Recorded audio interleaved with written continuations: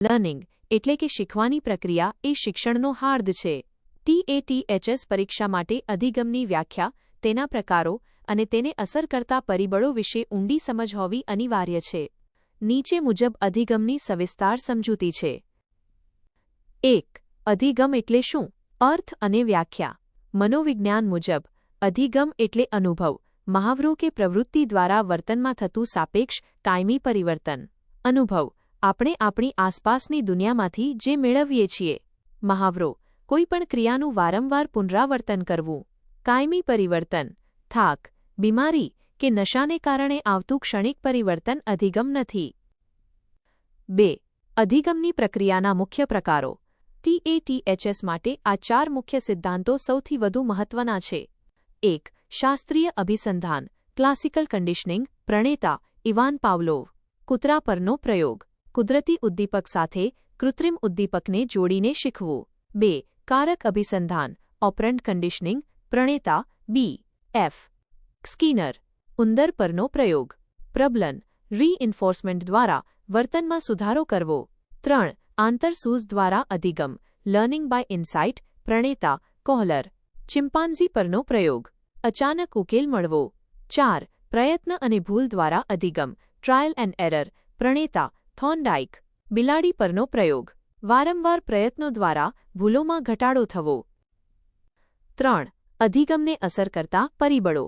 બાળક કેટલી ઝડપથી અને કેટલું સારું શીખશે તેનો આધાર નીચેના પરિબળો પર રહેલો છે. A. વ્યક્તિગત અથવા શીખનારને લગતા પરિબળો. પરિપક્વતા મેચ્યુરેશન. જો બાળક શારીરિક કે માનસિક રીતે પરિપક્વ ન હોય તો તે શીખી શકશે નહીં. દાંત 6 મહિનાનું બાળક દોડતા શીખી શકે નહીં. પ્રેરણા મોટિવેશન. શીખવા માટેની આંતરિક ઈચ્છા કે ભૂખ. પ્રેરણા વગર શિક્ષણ અશક્ય છે. બુદ્ધિ ઇન્ટેલિજન્સ. જે બાળકની બુદ્ધિ વધુ તેની શીખવાની ક્ષમતા વધુ. પૂર્વજ્ઞાન. જો બાળકને જૂની બાબતો આવડતી હશે તો તે નવી બાબતો ઝડપથી શીખશે. B. વિષયવસ્તુને લગતા પરિબળો. વિષયની જટિલતા. જો વિષય વધુ અઘરો હોય તો અધિગમ ધીમું થાય છે. વિષયની સાર્થકતા. જો વિદ્યાર્થીને લાગે કે આ વિષય તેના જીવનમાં ઉપયોગી છે તો તે વધુ રસથી શીખશે. C. પદ્ધતિ અને વાતાવરણને લગતા પરિબળો. શિક્ષણ પદ્ધતિ. અધ્યાપન સૂત્રો. સરળથી કઠિન મુજબ ભણાવવામાં આવે તો અધિગમ પ્રભાવશાળી બને છે. વાતાવરણ. વર્ગખંડનું શાંત વાતાવરણ, પ્રકાશ અને શિક્ષકનો વિદ્યાર્થી પ્રત્યેનો વ્યવહાર.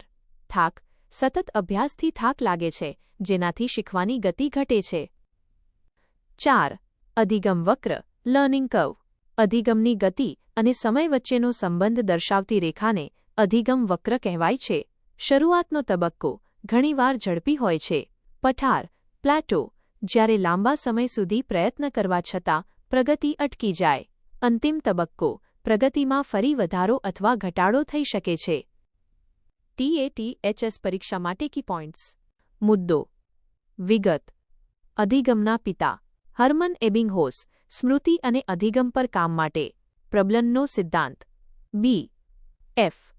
સ્કિનર. શીખવાના નિયમો. થોર્નડાઇક. તત્પરતા, અભ્યાસ અને અસરનો નિયમ. અધિગમ સ્થાનાંતર. એક વિષયનું જ્ઞાન બીજા વિષયમાં ઉપયોગી થવું. પરીક્ષામાં પૂછાઈ શકે તેવો પ્રશ્ન. શિક્ષણની પ્રક્રિયામાં કાયમી પરિવર્તન લાવવા માટે કઈ બાબત સૌથી વધુ અનિવાર્ય છે? જવાબ. મહાવરો અને અનુભવ.